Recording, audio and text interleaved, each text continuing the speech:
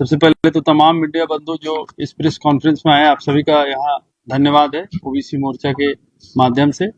जैसा कि आप सभी लोग जान रहे हैं कि जब कभी भी देश में आरक्षण की बात आई तो आरक्षण की जो पहली आहर्ता रखी गई कि वो सामाजिक तौर पर और शैक्षणिक तौर पर इसका पैमाना तय किया गया कि जो वर्ग शैक्षणिक तौर पर या सामाजिक तौर पर पिछड़ा है उसको आगे लाने के लिए आरक्षण की आवश्यकता है।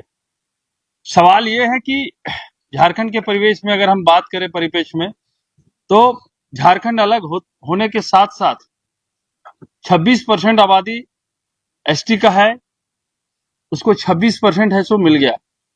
12% आबादी एससी का है तो 10% उनको मिल गया। लेकिन पूरे भारत में आप जान रहे हैं कि ओबीसी को 27% आरक्षण कम से कम देने का प्रावधान है। वो कोई गिनती और काउंटिंग का आधार नहीं है, क्योंकि सुप्रीम कोर्ट ने एक अहर्ता बनाई कि भाई 50% से अधिक आप आरक्षण नहीं दे सकते।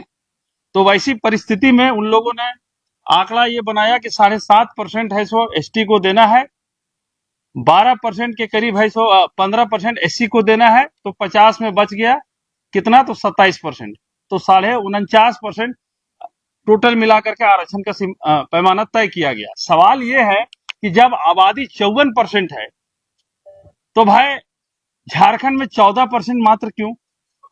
क्या हमारे यहाँ गरीब लोग नहीं है? क्या हमारे यहाँ स्ट्रगल करने वाले लोग नहीं है? अब इसकी स्थिति क्या, भयावह स्थिति इसकी क्या पैदा हो रही है? आप जेपीएससी के एग्जाम को देख लीजिए। पीटी में 200 क्वेश्चन रहता है, हर क्वेश्चन 2 नंबर का होता है। अब ओबीसी का जो लड़का, ओबीसी समाज का लड़का, 165 प्लस जातियां जो हमारी है, वो 130 नंबर ला करके पीटी में नहीं आ रहा है। अब एससी का लड़का 112 नंबर में ला करके उठ रहा है, एसटी का लड़का 110 नंबर में आकर के उठ रहा है, और 103वें संविधान संशोधन के तहत जो ईडब्ल्यूएस आया, जिसमें ईडब्ल्यूएस को 10% का आरक्षण का फायदा मिल रहा है, अब उसमें 112 आपका क्वेश्चन सही करेगा एससी का लोग और 110 क्वेश्चन सही करेगा एसटी का, और 112 नंबर के करीब में आ गया ईडब्ल्यूएस। अब ओबीसी का कट ऑफ जा रहा है 130 नंबर क्वेश्चन में, और बीसी आपका ये एससी एसटी और ईडब्ल्यूएस का कट ऑफ 112 और 113 में। अब बताइए, अगर इस तरह से अवहेलना होगा तो ओबीसी समाज का जो कि 165 से अधिक जातियां जो झारखंड में है, हमारा बच्चा कभी जीवन में बीडीओ सीओ का ख्वाब देख पाएगा?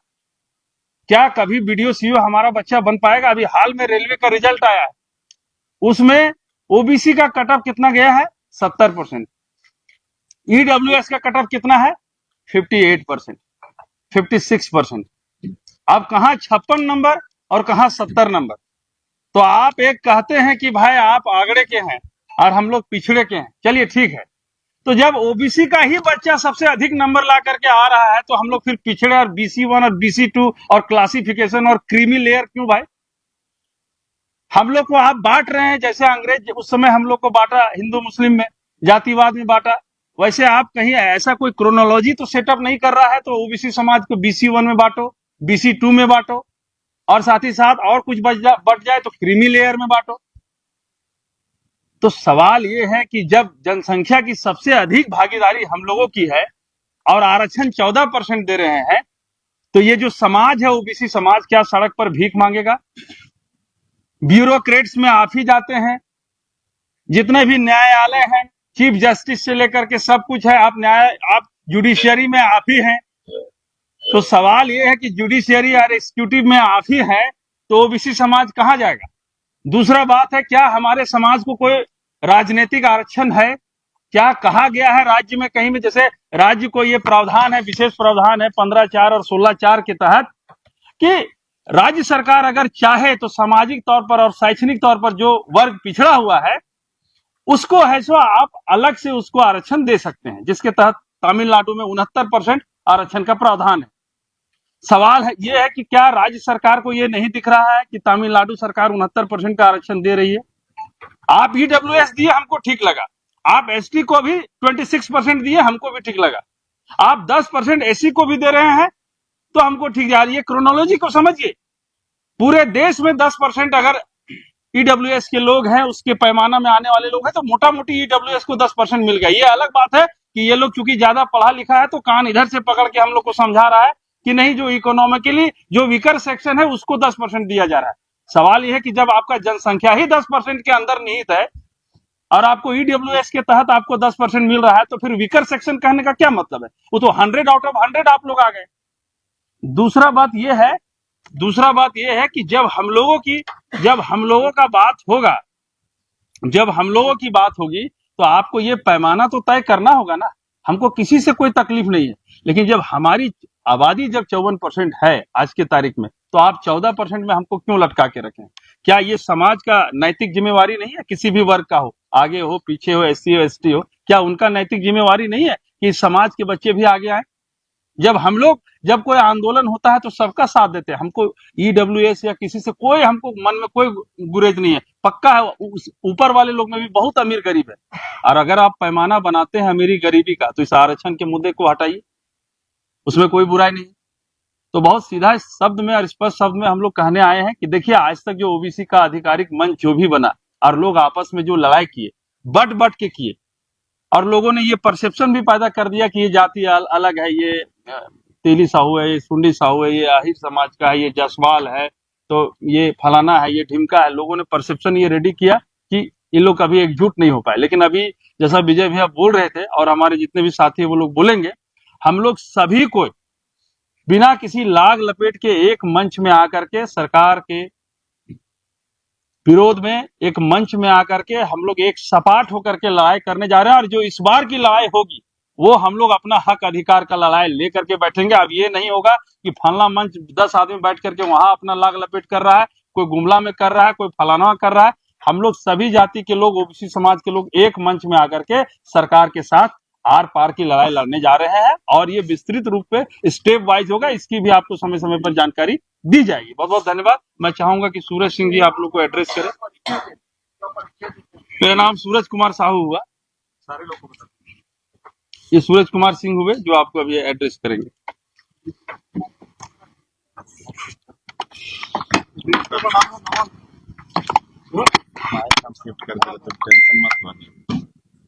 आप तमाम मीडिया बंधु को तहे दिल से धन्यवाद। आपने इस परिवार का जो आग्रह था, उस आग्रह को स्वीकार करते हुए आप लोगों ने आई और उपस्थिति दर्ज की, उसके लिए तहे दिल से धन्यवाद है। आज देखिए, हमारे दो मित्र, हमारे बड़े भाई विजय भैया और सूरज भाई ने बहुत अच्छी बातें कही, लेकिन ये तो कहानी सदैव ओबीसी समाज सुनते आया है। लेकिन इसमें दो चीजें सामने निकल के आती हैं कि आखिर ओबीसी समाज का सबसे बड़ा दुश्मन है कौन। निश्चित तौर पे किसी समाज का जब सिस्टम बनता है तो कोई ना कोई राजनीतिक दल ही इसको बनाता है और राजनीतिक दल ही इसको बिगाड़ता है। जैसे कि अभी एक सिस्टम चला हुआ है कि झारखंड में हमारे वर्तमान के मुख्यमंत्री हेमंत सोरेन जी कहते हैं कि हमने तो 14 से 27 करने के लिए बिल पारित करके राज्यपाल महोदय पास भेज दिया है, वहां पेंडिंग पड़ा हुआ है। चलिए ठीक है, यानी कि यहाँ इंडिया गठबंधन की सरकार है तो ओबीसी को 27% आरक्षण नहीं मिलेगा। हम 27% की मांग भी नहीं करते, जितना आबादी है उतना आरक्षण हमें चाहिए। दूसरा, अभी आपने एक और सिस्टम देखा होगा कि एमपी में अभी मुख्यमंत्री है मोहन यादव, उन्होंने आरक्षण को 14 से बढ़ा के 27% करने की बात की। वहां बीजेपी की गवर्नमेंट है और वहां बीजेपी के लोग विरोध करने लग गए। तो ये पूरे भारतवर्ष के लोग को अब समझाना होगा, ये दल को, जो बीजेपी और कांग्रेस या फिर जो भी दल इसको लागू करते हैं, कि ये पूरे भारत के लोगों को ये समझाना होगा कि आखिर मनसा किनकी साफ है, ओबीसी को कौन चल रहा है। यहाँ तो इंडिया गठबंधन की सरकार है और एमपी में बीजेपी की सरकार है, और दोनों का सिस्टम एक ही है कि जो विपक्ष में बैठता है उसके सामने बॉल फेंक देते हैं कि नहीं, वो लागू होने नहीं दे रहा है। जैसे अभी झारखंड में विपक्ष को फेंक दिया गया है कि बीजेपी इसमें अवरोध उत्पन्न कर रही है, और एमपी में कौन अवरोध उत्पन्न कर रहा है। तो ये सरकार कहीं ना कहीं ओबीसी समाज को शुरू से छलने का काम किया और आगे भी ये लोग छलते रहेंगे। तो ये अभी भारत में और पूरे झारखंड में कई एक मंच ओबीसी के बनके तैयार हैं जो इस तरह का आंदोलन करते हैं कि हम ओबीसी को अधिकार दिलाएंगे। और बहुत ऐसे लोग हैं कि जब हम जैसे लड़के निकल के सामने आते हैं, इस आंदोलन की तैयारी को रूपरेखा देते हैं, तो बहुत सारे लोग को तकलीफ भी होता है। तकलीफ क्या होता है कि नहीं, हम लोग तो आंदोलन कर रहे हैं, तो फिर ये नौजवान क्यों आगे आ रहे हैं, हम लोग को अगुआ क्यों नहीं मानते हैं। तो इसके दो प्रमुख कारण है। हम इसलिए ये बात कर रहे हैं कि अभी पूर्व में हमारे ही ओबीसी समाज के वर्गों ने रांची में ही एक मीटिंग ऑर्गेनाइज किया था और हक अधिकार की बात कर रहे थे, जिसमें माननीय सांसद दुलू महतो जी और माननीय विधायक शशि भूषण मेहता जी भी आते हैं, और वो कहते हैं कि हम हक अधिकार दिलाने की बात करते हैं। तो ये वो स्पष्ट काहे नहीं करते हैं कि उनकी ही सरकार, बाबूलाल मरांडी जी की सरकार ने ये आरक्षण को कम किया? ये उनको अब वहां विधानसभा का जब सत्र चलता है तब ये बात वो काहे नहीं उठाते हैं? तब ये बात पूछना चाहिए था ना शशि भूषण मेहता जी को कि आप इतना सत्र चला, कई एक बार के आप विधायक हैं, ओबीसी समाज के लिए एक बार भी आवाज काहे नहीं उठाए, काहे नहीं प्रश्न किए विधानसभा सत्र में? और डुलू महतो जी क्या बात करते हैं, वो क्यों नहीं आपका लोकसभा में आवाज उठाए ओबीसी के लिए कि आपकी सरकार है केंद्र में कि 14 से 27 नहीं, उसका जितना अधिकार है उसको उतना मिलना चाहिए? तो ये लोग डूगी ड्रामा करते हैं, इन लोग से कुछ होगा नहीं। जितना संगठन चल रहा है सारे ओबीसी के, जितना संगठन चल रहे हैं सारे डूगी ड्रामा करने वाले लोग हैं, इनसे कुछ होना जाना नहीं है। सिर्फ लोग फोटो खिंचाएंगे।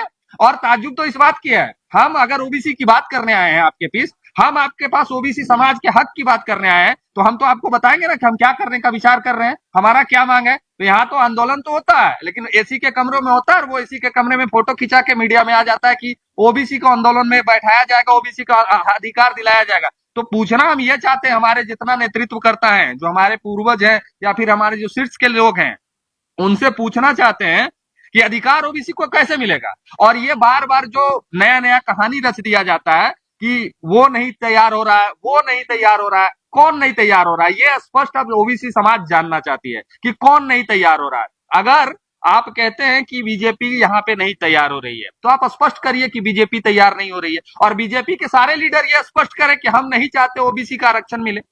तो एक तरफ तो ये कहते हैं कि हाँ ओबीसी को आरक्षण मिलना चाहिए, उसकी हम लड़ाई लड़ेंगे, और दूसरे तरफ यही लोग कहते हैं कि नहीं ओबीसी को आरक्षण नहीं मिलना चाहिए। तो पहले ये लोग अपना अपना स्टैंड क्लियर करें कि कौन ओबीसी के समर्थन में आता है और कौन सी पार्टियां जो ओबीसी के विरोध में आती है। अभी हम लोग कोई पार्टी प्रत्यक्ष में बात करने के लिए यहाँ नहीं बैठे हैं, कोई हमारे पास पार्टी का बात नहीं है। हम एक ओबीसी समाज और ओबीसी मंच बनाने जा रहे हैं आने वाले समय में, और ये मंच का क्या काम होगा वो हम आपको बता देते हैं। ये मंच आज से लेके अगले 1 महीना के भीतर पूरे झारखंड के 24 जिलों में इनका भ्रमण होगा।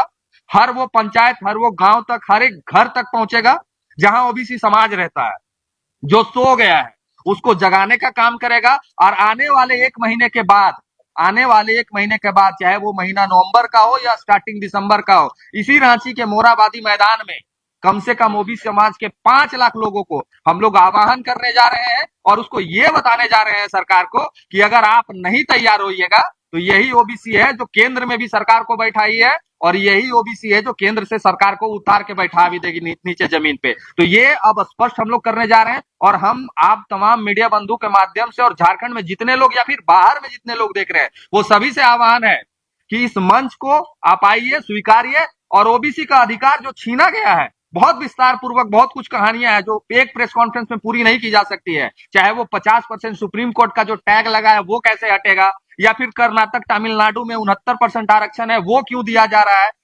जातीय जनगणना जब बिहार में होता है तो उसको कोई क्यों नहीं मानता है। बहुत सारी कहानियां हैं, और ये सारी कहानियां कहाँ आके लटक जाती हैं, तो ओबीसी के ऊपर में। जब जातीय जनगणना की बात आती है कि जनगणना के अनुरूप आरक्षण दिया जाना चाहिए, तो शेड्यूल ट्राइब को मिल सकता है, शेड्यूल कास्ट को मिल सकता है, ईडब्ल्यूएस को मिल सकता है, तो ओबीसी सबका ठेका लेके बैठा है क्या? सारे ओबीसी के समाज के जितने भी समाज के लोग हैं वो सारे लोग ठेका लेके बैठे हैं क्या कि शेड्यूल ट्राइब को आरक्षण मिले तो हमें कोई तकलीफ नहीं, शेड्यूल कास्ट को आरक्षण मिले हमें कोई तकलीफ नहीं, लेकिन जनरल को भी आरक्षण मिले उसमें भी हमको कोई तकलीफ नहीं। और ये क्या बात करते हैं ईडब्ल्यूएस का, कि ईडब्ल्यूएस का आरक्षण मिलता है, ये क्या बात करते हैं ईडब्ल्यूएस का? कहां नहीं बन रहा है ईडब्ल्यूएस का सर्टिफिकेट? हमारे गांव में, हमारे टोला मोहल्ला में जिसका 3 तल्ला का घर बना हुआ है उसका ईडब्ल्यूएस का सर्टिफिकेट बनता है। और नहीं विश्वास है तो आपको बोलेंगे कि आप जाके विजिट कर लीजिए। अभी सूरज साहूदा ने कहा कि जनरल का जो कट ऑफ मार्क्स है वो 53% हो गया, क्यों हो गया है? अगर सबका नहीं है तो। और ये कहते हैं सुप्रीम कोर्ट के हवाले से एक खबर आता है कि 52% 50% से ऊपर आरक्षण नहीं होना चाहिए, तो ठीक है 50% से ऊपर आरक्षण नहीं होगा, तो क्या सभी का ठीका ओबीसी लेके बैठा है? 50% में तय करना है तो सबको तय कर दीजिए ना। शेड्यूल कास्ट का अगर 27% 26% आबादी है तो उसको 13% कर दीजिए, जनरल का 10% है उसको 5% कर दीजिए, शेड्यूल जो आपका जो क्या बोलते हैं शेड्यूल कास्ट का जो 10% है उसको 5% कर दीजिए, हम लोग भी 27% में खुश हो जाएंगे। 27% में हम लोग भी खुश हो जाएंगे, 27 और 13 हो जाएगा 39, 39 और 5 हो जाएगा 44, और 44 और 5 हो जाएगा 49, 50% में आ जाएंगे। तो सारे समाज का ठीका, चाहे वो ईडब्ल्यूएस में आवे, चाहे वो शेड्यूल ट्राइब में आवे, चाहे शेड्यूल कास्ट में आवे, ये सारे समाज का ठेका ओबीसी लेकर बैठा है। हम बहुत बड़का दाता दानी है, हम सबको दान कर देंगे। तो ये अब नहीं चलेगा, किसी भी सूरत में नहीं चलेगा। और जितना भी हमारे समाज से ओबीसी वर्ग से जितना भी सांसद विधायक आते हैं, ये लोग डूगी ड्रामा करना बंद कर दे, नहीं तो अगला बार 29 में इन लोग को मुखिया जीतने लायक भी हम लोग नहीं छोड़ेंगे। बाकी और भी आपका जो प्रश्न होगा वो प्रश्न लेंगे, और संक्षिप्त में हमारे साथ हमारे शमशुद्दीन है जो आपके अल्पसंख्यक मोर्चा से आते हैं, और ये भी कुछ बात रखेंगे। और वो ओबीसी में कैटेगराइज होता है। जरा बाद में बात करते हैं।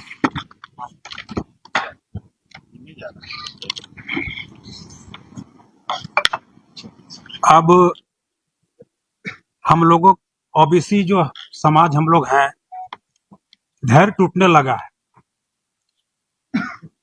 देश को आजाद करने के समय में सारे लोग देश के वासी थे और भारतवासी थे। अंग्रेजों से लड़ा हम लोगों ने, कुछ एक लोग छोड़ करके 100% लोग देश को आजाद करने में लोग लगे रहे। आजाद तो मिल गई, अपने अपने स्टेट का काम अपना हम लोग करने लगे। कोई तमिल बना, कोई बंगाली बना, कोई उड़िया बना, और अपने अपने हिसाब से अपने अपने आंदोलन करके अपने अपने हिस्सा लेने लगे लोग।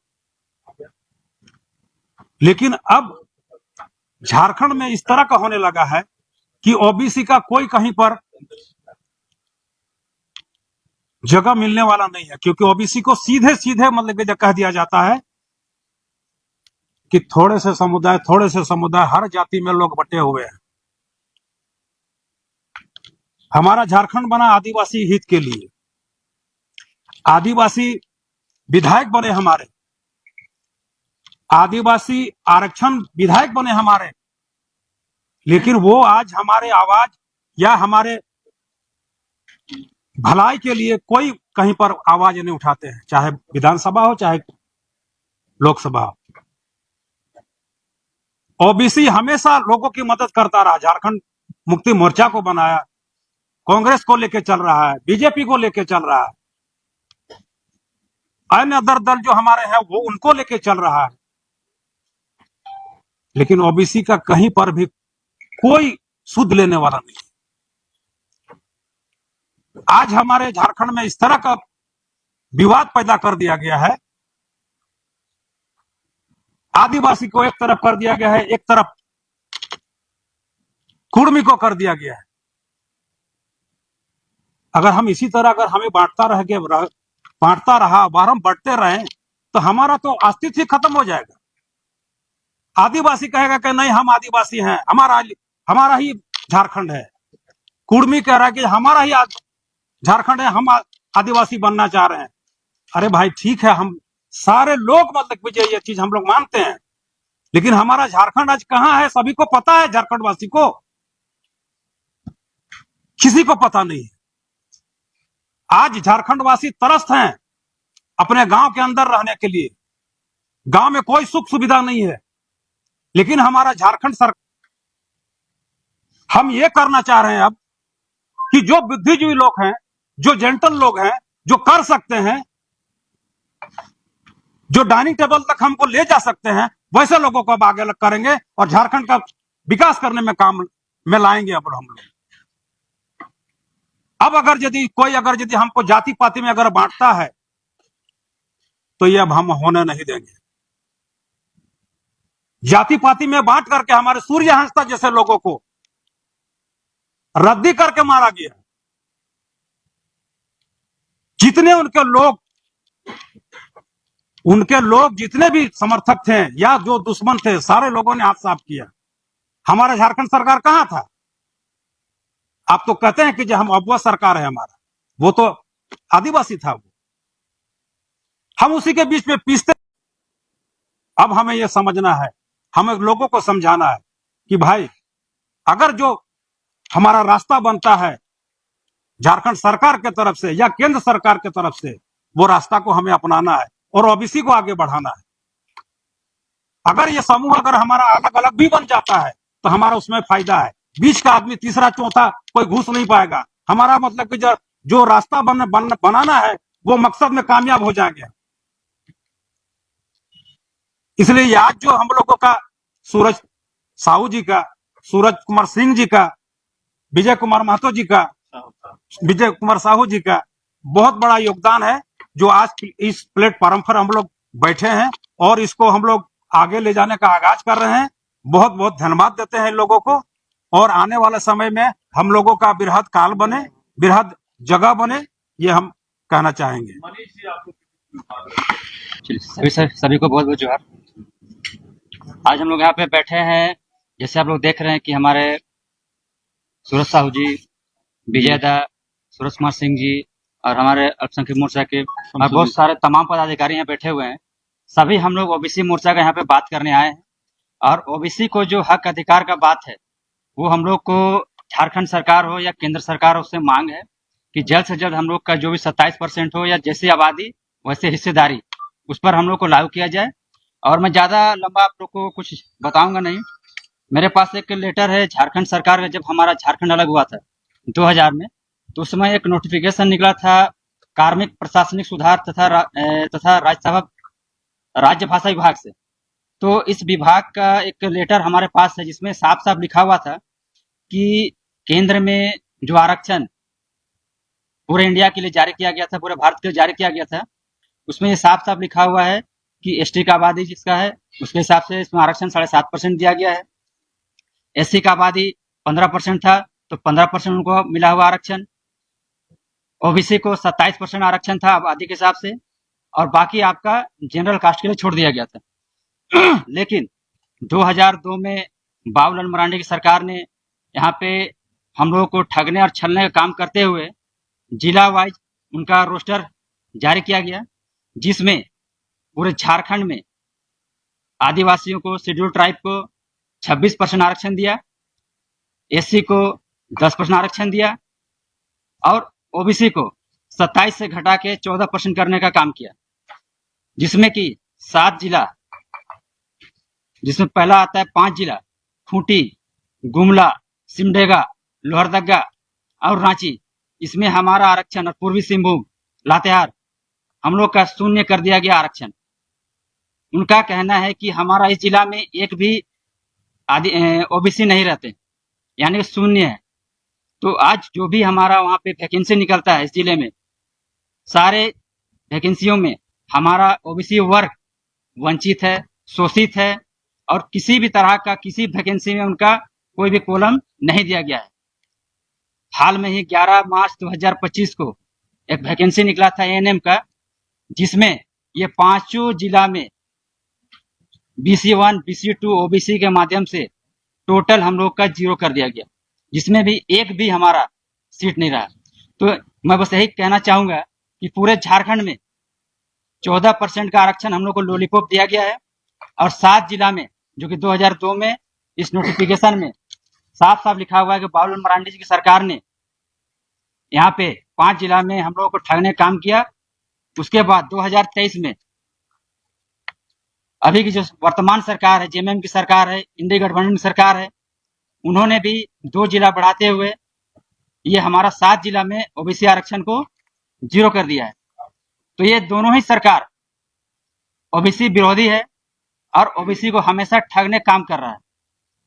ना हमें आरक्षण मिल रहा है, ना ही हमें अपना हक अधिकार मिल रहा है। बीजेपी केवल वोट की राजनीति कर रही है। ओबीसी के वोट से ये हमेशा सरकार बनती है इनका, चाहे वो केंद्र में हो या फिर स्टेट में हो, लेकिन हम लोग केवल एक वोट बैंक बनकर रह गए, बंधुआ मजदूर बनकर रह गए। कहीं पे भी कोई भी हक अधिकार हमारा मिल नहीं रहा है। तो मैं आप सभी झारखंड वासियों से गुजारिश करूंगा कि आने वाले दिनों में, जैसे हमारे बड़े भैया बोल रहे थे कि 1 महीना के अंदर हम लोग ओबीसी वर्ग को जगाने का काम करेंगे हर एक जिला में और इसको बृहद रूप में एक आंदोलन का रूप हम लोग देंगे। और मैं सबसे गुजारिश करूंगा पूरे झारखंड वासी से, पूरे ओबीसी समाज से, कि आप लोग आगे आए और इस आंदोलन में भाग लें और इस आंदोलन के माध्यम से सरकार को चिताने का काम करेंगे, रोड पर उतरने का काम करेंगे, जिससे हमें अपना ओबीसी आरक्षण हो, हक हो, अधिकार हो, हम लोग को मिले। बहुत बहुत धन्यवाद। मैं विष्णु साहू सिमडेगा जिला से ओबीसी क्लास में तेली समाज से आता हूं। आप सभी मीडिया बंधु और जितने हमारे बीच पदाधिकारी प्रवक्तागण हैं, सभी लोगों के बीच में आप सब लोगों का सम्मान करते हुए आप लोगों का आभार व्यक्त करता हूं। और मैं आज केंद्र सरकार हो या राज्य सरकार हो, मैं एक आप लोगों के माध्यम से मैसेज ये देना चाहता हूं कि जो भेदभाव हुई है सिर्फ और सिर्फ ओबीसी के साथ ही क्यों, अगर हम आरक्षण की बात करेंगे तो जनसंख्या के आधार पर जब एसटी की बारी आई तो 7.5% जनसंख्या थी, उनको 7.5% आरक्षण दे दिया गया। एससी की बात आई तो 15% आरक्षण की बात आई, उनके 15% आरक्षण था, 15% दे दिया गया, उनकी जनसंख्या का अनुसार दिया गया। लेकिन 1931 की जनसंख्या की बात जब सर्वे हुआ तो 52% लगभग ओबीसी थी। उसको क्योंकि 50% दायरे से कम करना था आरक्षण, तो वहां 52% ना दे करके 27% आरक्षण दिया गया, वो भी मंडल कमीशन के अनुसार। उसके लिए भी बहुत जद्दोजहद के बाद मिला। लेकिन भी आज अगर हम झारखंड की बात कर रहे हैं तो झारखंड में अगर जनसंख्या की ही बात करी जाए तो लगभग एसटी की जनसंख्या 26% है। सरकार जो है इसको अनुशंसा करके भेजती है 28%। ये और ओबीसी को कहती है हम 27% देना चाहते हैं आरक्षण, लेकिन देती क्यों नहीं है? यहीं पर एससी को देती है 12% आरक्षण, उनको जनसंख्या के अनुसार। तो ऐसा क्यों? सिर्फ ये भेदभाव आरक्षण जो दे रही है जनसंख्या के अनुसार सिर्फ एससी और एसटी को ही। और ईडब्ल्यूएस की बात करेंगे तो ईडब्ल्यूएस वो भी जनरल कैटेगरी के लिए बनी हुई है। टोटल अगर हम जनसंख्या देखेंगे तो 10% उनका जनसंख्या बैठता है, 10 के 10%, 100% उनका जनसंख्या के अनुसार आरक्षण मिल गया। अब सिर्फ लाचार और बेबस है तो सिर्फ ओबीसी ही क्यों? केवल सरकार बनाने के टाइम वोट देने के लिए इस्तेमाल होगा क्या? सरकार ही बनाएगा क्या? तो सरकार बना सकता है तो सरकार को उतार भी सकता है। आज इतनी बड़ी जनसंख्या ओबीसी की है कि जब चाहे सरकार बना दे और जब चाहे सरकार उतार दे। लेकिन आज के दिन में आप सचिवालय में देख लीजिए, आप मंत्रालय में देख लीजिए, आप या फिर न्यायालय में देख लीजिए, या फिर एजुकेशन सेक्टर में देख लीजिए, चाहे चिकित्सा जगत में देख लीजिए, आप कहीं पर भी ओबीसी को 27% आरक्षण क्यों नहीं मिला? अब यहां जितनी हिस्सेदारी उतनी होनी चाहिए जितनी जनसंख्या है। हम 27% ही मांग रहे हैं तब भी नहीं दे रही है, तो आखिर सरकार की मंशा है क्या? आज अगर हम बात करते हैं तो यहां पर जो है जनसंख्या सर्वे की बात करी जाती है तो सर्वे में भी भेदभाव की जाती है। मैं आपको एक लिस्ट दिखाना चाहूंगा। 1991 में एक सर्वे किया गया जिसमें एससी का जनसंख्या दिखाया गया, एसटी का जनसंख्या दिखाया गया, ओबीसी का जनसंख्या का कैटेगरी ही गायब है।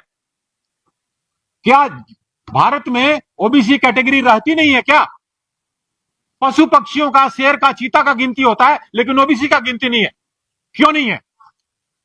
दूसरी बात, सरकार जब झारखंड बना तब भी ये सरकार ने कहा कि हम सरकार जो ये 2001 की बात आई तो एक नोटिफिकेशन निकला, उसमें भी कहता है कि हम ओबीसी को क्लास 1 को 18 और क्लास 2 को 9 यानी कि 27% आरक्षण देंगे। तो देती क्यों नहीं है? और यहां जनगणना जो किया है 1991 के जनगणना के अनुसार 7 जिलों को आरक्षण शून्य किया गया, ये जनगणना बताया, जिसमें आरक्षण के तहत जनसंख्या शून्य दिखाया गया 7 जिलों को। लेकिन ये जनगणना जो किया है यहां पर एक तो लिस्ट में ओबीसी को गायब कर दिया गया। दूसरी बात, ये जनसंख्या जो गणना किया है उसमें भी बहुत सारे जिलों में सेम जनसंख्या दिखाया गया है, जबकि ये देखा जाए तो सब जगह एक गांव में भी एक परिवार में और दूसरे परिवार से बराबर जनसंख्या नहीं होती है। तो इस तरह से केवल और केवल ओबीसी को ही इस तरीके से अंधेरे में रखा गया है, हमारा हक अधिकार छीना जा रहा है। ये हम अब होने नहीं देंगे। हम चाहते हैं हमारा देश के जनता, हमारा ओबीसी भाई, हमारे राज्य की जनता जागे और सरकार को चेताए। हम आप लोगों के माध्यम से ये कहना चाहते हैं कि अब सरकार समझ जाए, नहीं तो गद्दी से उतारना हम लोग को भी आता है। धन्यवाद। उठाया है उसका जब ठीक है निदान आप लोग कैसे करेंगे? संगठन ही आप लोग का यहाँ पे बहुत कई संगठन है, 20 से 25 संगठन ओबीसी का है। जब तक एकजुट नहीं होंगे, जब सवाल तभी उसका हल निकल पाएगा आप लोगों का। बिल्कुल। देखिए, सबसे पहले तो हम आपको बताना चाहते हैं कि सवाल ये नहीं है कि कितने संगठन काम कर रहे हैं, सवाल ये है कि उसमें जितने संगठन काम कर रहे हैं कितना निष्ठापूर्वक समाज के लिए काम कर रहे हैं, ये मैटर करता है। संगठन बना लेना कोई बड़ा चीज नहीं है। अभी हम 5 लोग बैठे हैं, एक बोर्ड लगा देंगे। सुन लीजिए सर, पूरी बात को समझ लीजिए, पूरी बात को समझ लीजिए, थोड़ा सा ज्यादा समय नहीं लेंगे। अगर हम अभी पीछे एक बहुत बड़ा बोर्ड लगा दें कि ये ओबीसी मोर्चा फलना नाम, एक संगठन बना लिए। अब ये संगठन क्या कर रहा है कि सिर्फ नाम का खेला खेल रहा है। बहुत सारे संगठन है। अगर सच में हमारा उम्र 35 वर्ष है और हमारे से बुजुर्ग जैसे बामसेप का आपने नाम सुना, बहुत पुराना संगठन और बहुत बड़ा संगठन है, वो चुनाव भी लड़ाती है ओबीसी को, लेकिन आज तक कभी सीट नहीं जीत पाई। मेरा ये कहना है कि जितना भी संगठन काम कर रहा है हम तो और मजबूत होंगे। वो निष्ठापूर्वक काम तो करे ओबीसी के लिए। यहाँ तो संगठन बनाया जाता है सिर्फ अपना संगठन को भंजाने के लिए, कोई काम करने के लिए नहीं। हम कह रहे हैं कि अगर कोई संगठन निकल के आता है, 20 नहीं, 50 नहीं, 100 संगठन पूरे भारत में काम कर रहे हैं, अगर कोई संगठन निकल के आता है कि हम सच में ओबीसी को अधिकार दिलाने के लिए काम करते हैं, तो आज झारखंड बने तो 25 वर्ष हो गए, हमने तो कहीं नहीं देखा कि रोड पे कोई संगठन रोड पे उतरा हो ओबीसी के लिए। हमने कभी नहीं देखा कि कोई सीएमओ का घेराव किया हो, हमने कभी नहीं देखा कि कोई ब्लॉक में धरना प्रदर्शन किया हो, हमने कभी नहीं देखा कि कोई ओबीसी का समाज का कोई पीड़ित वर्ग अगर परेशान है, कोई ओबीसी का जाके नेता उसको मदद किया हो। तो ये मंच क्यों बनाया जाता है? ये मंच बनाया जाता है कि हमको लोग ओबीसी का नेता स्वीकारे, और जब चुनाव नजदीक आ जाए तो हम ये कहें कि हम ओबीसी के प्रदेश अध्यक्ष लागू हो, हम तोरा ओबीसी के इतना वोटवा दिया देबो, और उसके आगे का कहानी पूरा जनता को पता है। तो हम ये कह रहे हैं कि ओबीसी के जितने मंच बनाए हैं हम सबका स्वागत करते हैं, और अगर ये लोग रोड पे उतरते हैं तो हम आपको कहते हैं ये सारे चेहरे उनके साथ नजर आएंगे। हम कोई मंच की बात नहीं करने आए, हम ये कहने के लिए आए हैं कि ओबीसी का जितना संगठन पूर्व में चल रहा है सब लोग एक मंच पे आ जाइए, और सब लोग एक मंच पे आके एक रास्ता निर्धारित करिए कि इस समाज को कैसे आगे लेके जाया जाए। आज 25 वर्षों से झारखंड में जिस समय ओबीसी का हक को छीन लिया गया, 14 से 27 से 14 कर दिया गया, मेरा ये कहना उस समय ये संगठन कहां सोए थे? आज कह रहे हैं कि बहुत सारा संगठन बना है, उस समय ये संगठन कहां थे? काहे नहीं विरोध किए? उस समय काहे नहीं रोड पे उतर गए? आज हमसे और आपसे तो कम पढ़ा लिखा है आदिवासी समाज, है ना जी, शिक्षा के मामले में ओबीसी से बहुत पिछड़ा है। उसके बावजूद जब उसका हक छीनने का नजर आया कि आपका कुर्मी समाज के लोग उसका हक छीन लेंगे, तो वो सारे लोग रोड पे उतर गए, और आपके ही रांची में रोज आंदोलन हो रहा है, रोज प्रोटेस्ट हो रहा है। तो वो लड़ाई है, वो बैनर नहीं बनाते, वो लड़ते भी हैं। उनका तो हक भी छीनने का बात नहीं, कुर्मी तो अपना अधिकार मांग रहा है। लेकिन यहाँ पे क्या है कि यहाँ पे लोग मंच तो बना के बैठे हैं, लेकिन कोई आंदोलन करना पसंद नहीं करता है, कोई रोड पे उतरना पसंद नहीं करता है। हाँ, लोग भजाना पसंद करता है। तो हम लोग भजाने नहीं आए हैं। ये मंच आपको यकीन दिलाता है कि आने वाले 1 महीना में, ज्यादा समय भी नहीं लेंगे, आने वाले 1 महीना में इसी मोरहाबादी के मैदान में ये मंच दिखाएगा कि ओबीसी के लिए क्या कर सकता है। देखिए, चुनाव के पूर्व कांग्रेस हो चाहे बीजेपी हो 27% के आरक्षण की बात करती है, गोलबंद करती है ओबीसी समाज को, फिर आगे क्यों नहीं आती? यही तो हम पहले ही ब्रीफ में बोल दिए आपको कि आखिर दोषी कौन? बीजेपी का गवर्नमेंट है तो ढेला फेंका जाता है कांग्रेस के तरफ, कांग्रेस का गवर्नमेंट बनता है तो ढेला फेंका जाता है बीजेपी की तरफ। तो दोषी कौन? ये तो तय करना होगा जनता को, आखिर उनके साथ छलावा का काम कौन कर रहा है। अभी जैसे कि वर्तमान की सरकार 27% आरक्षण के लिए, अभी सुन रहे थे कि जेएमएम के जो प्रवक्ता है वो कह रहे थे कि 27% आरक्षण के लिए हमने बिल पास कर दिया है, ये जाके राज्यपाल महोदय पास अटक गया है। तो राज्यपाल महोदय पास क्यों अटक गया है ये तो बताना होगा ना, क्यों अटक गया है। अभी कह रहे थे, अभी जैसे हमारे भैया कह रहे थे कि 7 जिलों में ओबीसी का गिनती को शून्य कर दिया गया है। ठीक है, ये जनगणना कब हुआ शून्य करने वाला? आप तो 1931 का जनगणना को अभी आधार मान रहे हैं ना। आप 1931 में जो जनगणना हुआ है उसी को आधार मान के अभी तक चल रहे हैं। 1979 में जब मंडल आयोग का गठन हुआ उस समय भी वो 1931 के जनगणना को ही आधार माना। तो आप का देवास लगा लिए थे का कि जो 7 जिला में मेरा नहीं है जनगणना, आधार ओबीसी का नहीं है, देवास नहीं लगाए थे। और जब इसी 7 जिला में हम आंदोलन कर देंगे, इसी 7 जिला में जब ओबीसी के लोग आ जाएंगे, तब आप ये कहिएगा कि रांची और रामगढ़ से उठा के ओबीसी को ले गया था, कहिएगा ना। तो ये चीज तो ओबीसी का जो आप लागू कर रहे हैं, यही चीज आदिवासी पे भी लागू करिए। रामगढ़ आपका सीट रिजर्व है ओबीसी के लिए, है ना, माफ कीजिएगा जनरल के लिए रिजर्व है ना, कोई भी लड़ सकता है। तो फिर 50,000 आबादी कहां से आ जाता है आदिवासी का? ये प्रश्न कभी उनसे नहीं किया जाता है। लेकिन मेरा आबादी वहां आबादी नहीं है 7 जिला में, ये प्रश्न सबको दिख जाता है और उससे इंप्लीमेंट भी कर दिया जाता है। तो ये छलावा नहीं सहेंगे, हर बार बलिदान आपका ओबीसी नहीं देगा। इसके लिए जो तैयारी हम लोग करने जा रहे हैं ये बहुत भारी पड़ेगा सरकार को। हमने केंद्र में बैठाया है बीजेपी को, हमने बैठाया है, और उतार भी देंगे। ये भी यकीन रखिए कि अगर इसके साथ इंसाफ नहीं हुआ तो उतार भी देंगे। देखिए, आपने जो सवाल किया एक जवाब उसका भी हम देना चाहेंगे। आपने कहा कि जो आरक्षण है 27% कांग्रेस और भाजपा सबको कहती है, बहुत सही बात बोले। उसके पीछे कारण समझिए, इन लोग है सो हम लोग को डिवाइड एंड रूल वाला सिस्टम बना दिया है। जब आप एसटी बोलते हैं शेड्यूल्ड ट्राइब, तो आप उसमें कोई जाति नहीं बोलते हैं। अब जब आप एसटी बोलते हैं तो आप उसमें कोई जाति नहीं बोलते हैं। जब आप एससी बोलते हैं तो उसमें आप कोई जाति नहीं बोलते हैं। जब आप जनरल बोलते हैं तो आप उसमें कोई जाति नहीं बोलते हैं। लेकिन जैसे ही आप ओबीसी शब्द लगाते हैं तो आप उसमें एनेक्चर 1 करते हैं, आप उसमें एनेक्चर 2 करते हैं, आप उसमें क्रीमी लेयर करते हैं। बात मेरी समझ रहे हैं आप लोग? तो सबसे बड़ा कारण है ओबीसी समाज को आज तक ये जो आरक्षण या उसका हक और अधिकार नहीं मिला, वो ये है कि आप यादव समाज है वो एक कैटेगरी है, आप सुंडी समाज है वो कैटेगरी है, आप तेली समाज है वो कैटेगरी है। बात समझ रहे कि नहीं? तो हम लोग को जसवाल समाज तो ये वो में हम लोग के अंदर अपने ही समाज के लोगों के बीच का एक घृणा पैदा कर दिया है। आप जो कह रहे थे अभी सूरजदा कि नहीं हम लोग का जो मंच है, आपका तो बहुत सारा मंच है, कोई मंच आपका है सो आपको एक साथ आना होगा। हम आपको ये बात बता दे रहे हैं, ये जो मंच बना है हम किसी मंच को अपने साथ नहीं लाएंगे, लेकिन हम आपको एक बात बता दे रहे हैं, हमको एक मंच पर लाना है 165 प्लस जातियों को एक मंच में लाना है। हमको ओबीसी समाज का मंच को एक साथ नहीं करना है, उसको आना है आए, नहीं आना है नहीं आए। लेकिन हाँ, ये हम कह दे रहे हैं कि हमारे एस्पेक्ट में वो चीज है कि जो 165 प्लस जाति जो केवल झारखंड में है, हम जन जागरूकता के अभियान के तहत हम गांव गांव जाएंगे, घर घर जाएंगे, उनको एक प्लेटफॉर्म पर लाएंगे और सबसे बड़ा मंच बनाने का काम करेंगे। जब ओबीसी समाज का हर जाति, हर प्रकोष्ठ का लोग हम लोग के साथ आ जाएगा। आप जैसे एक बात को समझिए, हम लोग ओबीसी समाज कहते हैं, इसका मतलब है कि मुस्लिम समाज से भी ओबीसी समाज में लोग हैं। क्या कभी कोई ओबीसी मंच ये प्रयास किया कि ओबीसी का हिंदू हो या मुस्लिम हो एक मंच पर आए? कभी ये प्रयास हुआ? तो भैया हम लोग तो एक अलग जाति में आगड़ी, हम लोग जाति में तो बटल है ही है, समाज और धर्म में भी बटल है। तो ओबीसी को काहे तो कांग्रेस वैल्यू देगा, काहे भाजपा वैल्यू देगा? ये लोग जान रहा है, ये लोग जिंदगी में एक मंच पर नहीं आ पाएगा। तो जो अल्टीमेट पर्पज है वो ये है कि मंच आए, आगे पीछे वो चलेगा। 165 प्लस हमारी जो जातियां जो कैटेगराइज की गई है ओबीसी में, पूरे भारत में 2633 जातियां हैं, 26033 मतलब 2633 2633 जातियां हैं जो कि ओबीसी समाज में। तो सवाल ये है कि अभी राज्य लेवल का ये आंदोलन होगा, इसको बृहत रूप से राष्ट्रीय लेवल पर भी लेके जाएंगे। 165 से अधिक जातियां जो ओबीसी समाज में, वो हिंदू हो, धर्म हो, मुस्लिम हो, सबको एक जगह लाएंगे और ये हमारे मंच का अल्टीमेट पर्पस होगा। हम चाहेंगे कि विजय आप मैंने कोई सवाल अगर है स्पेसिफिक सवाल तो देंगे, क्योंकि ये मैंने प्रेस ब्रीफिंग बहुत लंबा जा रहा है। कोई सवाल है आप लोग के पास तो फिर उसका जवाब हम लोग दे के इसको खत्म करेंगे। काहे कि इतना लंबा भी नहीं करना है, सारा चीज आज ही हम उसको बता देंगे तो बाकी चीज तो रहने दें। कोई सवाल नहीं ना है? हो गया ना, चलिए ओके। उनको कुछ बोलना था, उनको 2 मिनट बोलना है? हाँ 2 मिनट आप प्लीज बात करिए। उधर करवा आइए 1 मिनट, आइए सब शुरू करिए, लीजिए लीजिए सब पॉइंट आ लीजिए।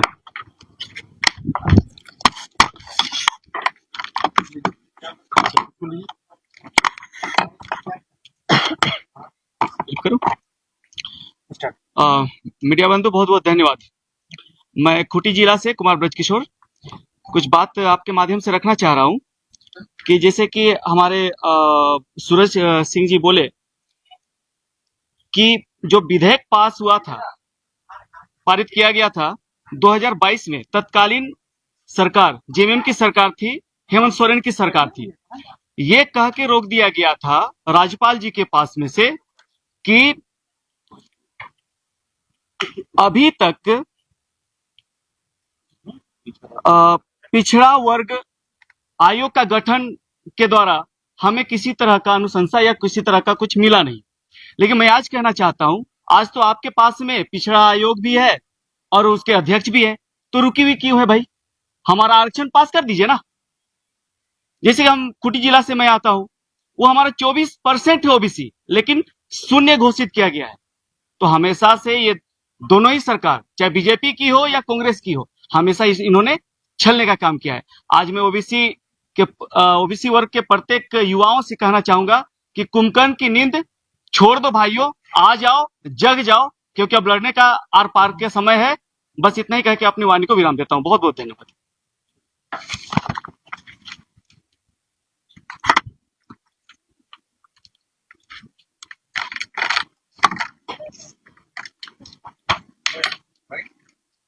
बाइक लेना